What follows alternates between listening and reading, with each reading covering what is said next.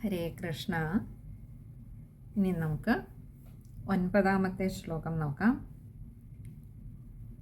ഭൂയോപി Kim नु कृणुमः പ്രണതാർത്തിഹാരി ഗോവിന്ദ ഏവ പരിപാലയതാൽ സുതം നഃ ഇത്യാദിമാതരപിതൃപ്രമുഖൈസ്തദാനീം സംപ്രാർത്ഥിതസ്ത്വദവനായ വിഭോ ത്വമേവ. വളരെ മനോഹരമായിട്ടുള്ള ഒരു ശ്ലോകമാണ്. ഭൂയോപി, ഭൂയഃ അപിയാണ് ഭൂയോപി, വീണ്ടും. കിം नु कृणुमः,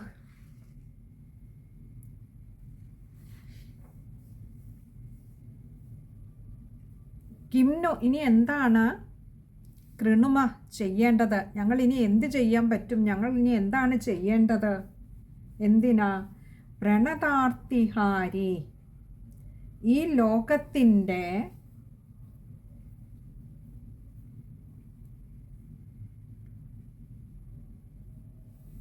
ഗോവിന്ദ ഏവ പരിപാലയതാൽ സുതം നഃ. നഃ സുത, നഃ എന്ന് പറഞ്ഞാൽ ഞങ്ങളുടെ സുതഃ പുത്രന്.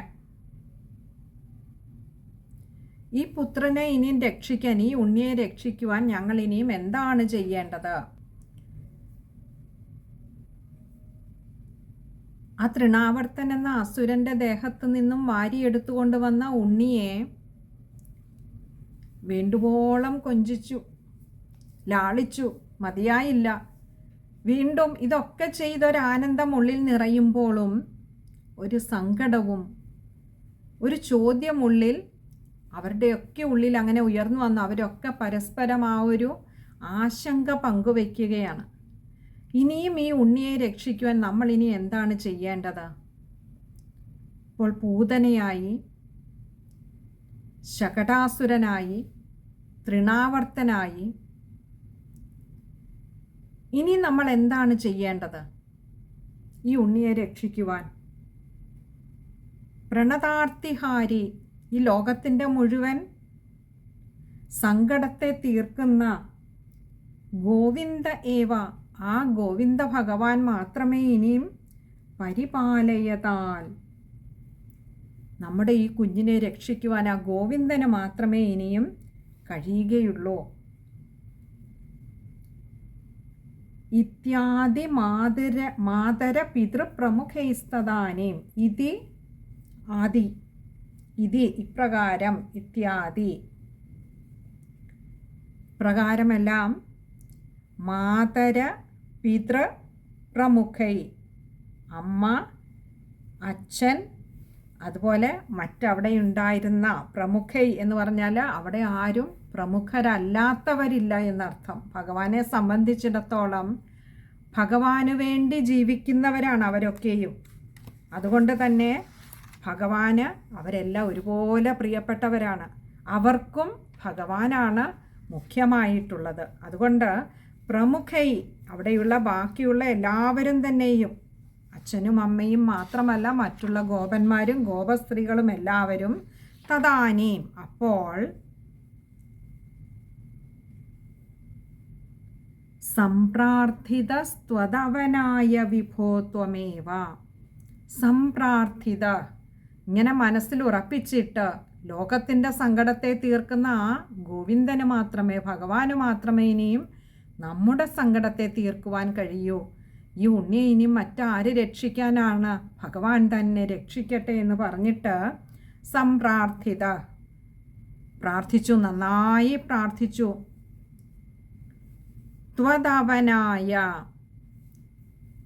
ഭഗവാനെ അവിടുത്തെ രക്ഷിക്കുവാൻ വേണ്ടിയിട്ട്, ത്വത അവനായ, ഏതൊരു ഭഗവാനെയാണോ, ലോകപരിപാലകനായിട്ടുള്ള ഏതൊരു ഭഗവാനെയാണോ അവിടുന്ന് ആശ്രയിക്കുന്നത്, ഈ ഗോപന്മാരൊക്കെയും ആശ്രയിച്ചത് അവിടുത്തെ രക്ഷയ്ക്ക് വേണ്ടിയിട്ട്. ആ ഭഗവാൻ തന്നെയാണ് ഉണ്ണിയായി തങ്ങളുടെ മുന്നിൽ കിടക്കുന്നത്, തങ്ങളുടെ കൂടെ ഉള്ളത് എന്നറിയാതെ ആ ഉണ്ണിക്ക് വേണ്ടി ഉണ്ണിയോട് തന്നെ അപേക്ഷിച്ചു എന്നർത്ഥം. ഭാവം രണ്ടാണെന്നേയുള്ളൂ. ഒന്ന് പുത്രഭാവവും ഒന്ന് രക്ഷകൻ്റെ ഭാവവും. അവർക്ക് രണ്ടും രണ്ടാണ്. ഈ ഗോപന്മാർക്കും ഗോപസ്ത്രീകൾക്കും നന്ദഗോപർക്കും യശോദാദേവിക്കും രണ്ടും രണ്ടാണ്. ഒന്ന് ലോകത്തെ മുഴുവൻ രക്ഷിക്കുന്ന ഭഗവാനും ഒന്ന് പുത്രഭാവത്തിലുള്ള തങ്ങളുടെ ഉണ്ണിയും. അതുകൊണ്ടാണ് ഇവിടെ പറഞ്ഞ ത്വത അവനായ വിഭോ. എന്നിട്ട് ഒന്നുകൂടി പറഞ്ഞു ത്വം ഏവ അവിടുന്ന് തന്നെയാണ് ജഗതീശ്വരനായിട്ടുള്ള ജഗത് പരിപാലകനായിട്ടുള്ള ആ ഭഗവാൻ. അങ്ങനെയുള്ള ആ ഭഗവാനോട് അവിടുത്തെ രക്ഷിക്കണേ എന്ന് അവരൊക്കെ നന്നായി പ്രാർത്ഥിച്ചു എന്നാണ് പറഞ്ഞത്. സംപ്രാർത്ഥിത, നന്നായി പ്രാർത്ഥിച്ചു.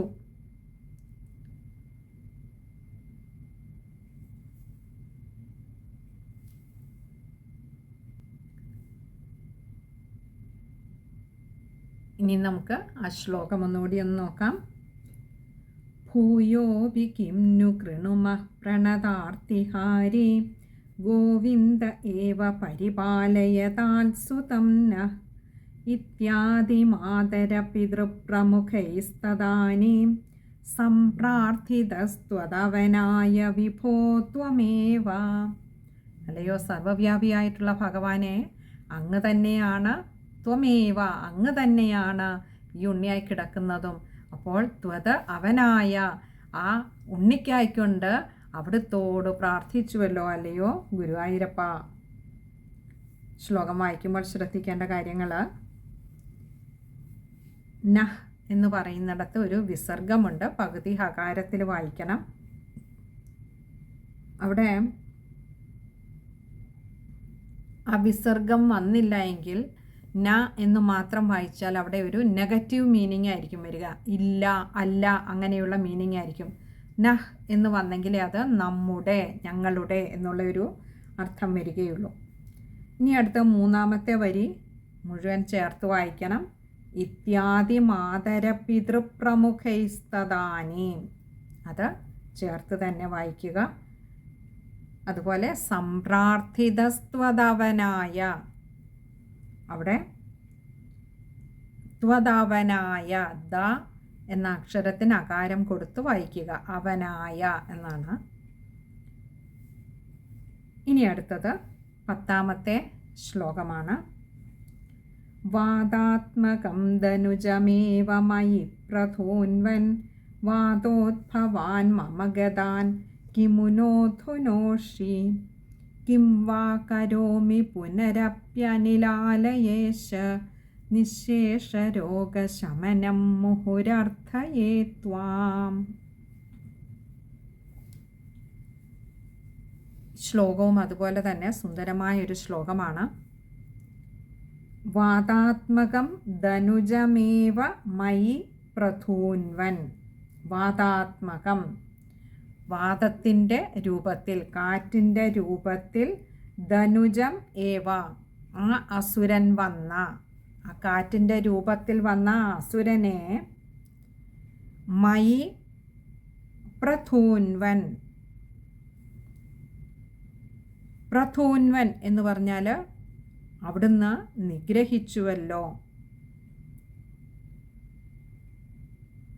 ഇവിടെ ധനുജമേവ മയി എന്നുള്ളതാണ്. ധനുജം ഏവം ഐ ആണ്. മായ്ക്ക് അകാരമുണ്ട്, മയി അല്ല ഐ ആണ്.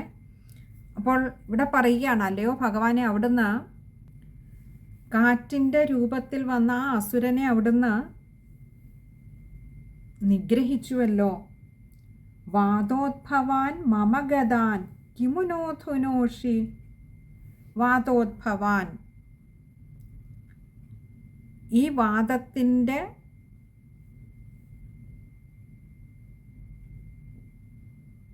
അല്ലെങ്കിൽ വാദസംബന്ധമായ ഉണ്ടായിട്ടുള്ള മമ, എൻ്റെ ഗതാൻ, രോഗങ്ങളെ, കിമുനോധുനോഷി, കിമു ന, എന്തുകൊണ്ടാണ് ചെയ്യാത്തത്, എന്ത്, ധുനോഷി, നശിപ്പിക്കാത്തത്.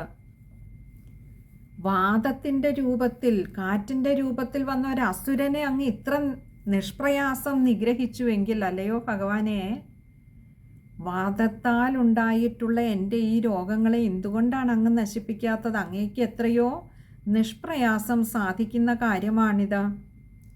കിം വാ കരോമി പുനരപ്യനിലാലയേശ. കിം വാ കരോമി, അങ്ങ് തന്നെ പറയൂ, ഞാൻ ഇനി എന്താണ് ചെയ്യേണ്ടത്? പുനരപ്യനിലാലയേശ, പുനരപി അനിലാലയേശ, പുനഃ അപി ഇനിയും, അനിലാലയേശ അല്ലയോ ഗുരുവായൂരപ്പ, നിശേഷരോഗശമനം, എൻ്റെ ഈ എല്ലാ രോഗങ്ങളും മാറുന്നതിനായിക്കൊണ്ട് ഞാനിനി എന്താണ് ചെയ്യേണ്ടത്? മുഹുരർത്ഥയേ ത്വാം, മുഹു ഞാൻ വീണ്ടും വീണ്ടും, അർത്ഥയേ ത്വാം, ത്വാം അങ്ങയോട് ഞാൻ അർത്ഥയെ അഭ്യർത്ഥിക്കുന്നു. ഭഗവാനെ, എൻ്റെ ഈ രോഗങ്ങളെയൊക്കെ അവിടുന്ന് ഒന്ന് മാറ്റിത്തരണമേ എന്ന് ഞാൻ അങ്ങയോട് വീണ്ടും വീണ്ടും അഭ്യർത്ഥിക്കുകയാണ്. അങ്ങേക്കിതൊന്നും മാറ്റുക എന്ന് പറയുന്നത് ശ്രമകരമായ കാര്യമൊന്നുമല്ല എന്ന് അങ്ങയുടെ ഈ ഒരൊറ്റ ലീലയിലൂടെ അങ്ങ് കാണിച്ചു തന്നിരിക്കുന്നു. തൃണാവർത്തൻ എന്ന് പറയുന്നത് നിസ്സാരക്കാരനല്ലായിരുന്നു. അസുരന്മാരിൽ വെച്ച് വളരെ ശക്തിമാനായിട്ടുള്ള ഒരാളായിരുന്നു, കേമനായിരുന്നു, ശ്രേഷ്ഠനായിരുന്നു. അങ്ങനെയുള്ള അസുരനെ അവിടുന്ന് എത്രയോ എളുപ്പം അങ്ങേക്ക് നിഗ്രഹിക്കാൻ കഴിഞ്ഞുവെങ്കിൽ വാദസംബന്ധമായ രോഗത്താൽ കഷ്ടപ്പെടുന്ന എന്നെ, എൻ്റെ ഈ വാദരോഗങ്ങളൊക്കെ ഒന്ന് മാറ്റിത്തരിക എന്ന് പറയുന്നത് അങ്ങേക്ക് വെറും നിസ്സാരമായ കാര്യമല്ലേ ഭഗവാനെ? ഇനി ഞാൻ എന്താണ് ചെയ്യേണ്ടത് അങ്ങേക്ക് വേണ്ടിയിട്ട്, എൻ്റെ ഈ രോഗങ്ങളെ ഒന്ന് മാറ്റിത്തരുന്നതിനായിക്കൊണ്ട്? ഭഗവാനെ, എൻ്റെ ഈ രോഗങ്ങളെ മുഴുവൻ നിശേഷമായി മാറ്റിത്തരുന്നതിന്, പൂർണ്ണമായും ഇല്ലാതാക്കിത്തരുന്നതിനായി അങ്ങയോട് ഞാൻ വീണ്ടും വീണ്ടും വീണ്ടും അപേക്ഷിക്കുകയാണ്. ഈ ഒരു ശ്ലോകം എൻ്റെ ഗുരു പറയാറുണ്ട്, 12 പ്രാവശ്യം തുടർച്ചയായി ചാൻറ്റ് ചെയ്താൽ, വായിച്ചാൽ വാദസംബന്ധമായ രോഗങ്ങൾക്ക് അറുതി വരും എന്ന് പറയാറുണ്ട്. ആർത്രൈറ്റിസ് പോലെയുള്ള രോഗങ്ങൾക്ക് ആശ്വാസം കിട്ടുന്നതിന് ഇത് നിത്യവും 12 ടൈംസ് ചാൻറ്റിങ് ചെയ്യുന്നത് നല്ലതാണ് എന്ന് പറയാറുണ്ട്. അതേപോലെ ഈ ഒരു ശ്ലോകം 2 തവണ പാരായണം ചെയ്യേണ്ടതുണ്ട് നമ്മൾ വായിക്കുമ്പോൾ. ഇനി നമുക്ക് ആ ശ്ലോകം ഒന്നുകൂടി നോക്കാം. വാതാത്മകം ധനുജമേവ മയി പ്രഥോൻവൻ വാതോത്ഭവാൻ മമ ഗദാൻ കിമുനോധുനോഷി കിം വാ കരോമി പുനരപ്യനിലാലയേശ നിശേഷരോഗശമനം മുഹുരർത്ഥയേ ത്വാം. വാതാത്മകം ധനുജമേവ മയി പ്രഥോൻവൻ വാതോത്ഭവാൻ മമ ഗദാൻ കിമുനോധുനോഷി കിം വാ കരോമി പുനരപ്യനിലാലയേശ നിശേഷരോഗശമനം മുഹുരർത്ഥയേ ത്വാം. ശ്ലോകം വായിക്കുമ്പോൾ ശ്രദ്ധിക്കേണ്ട കാര്യങ്ങൾ: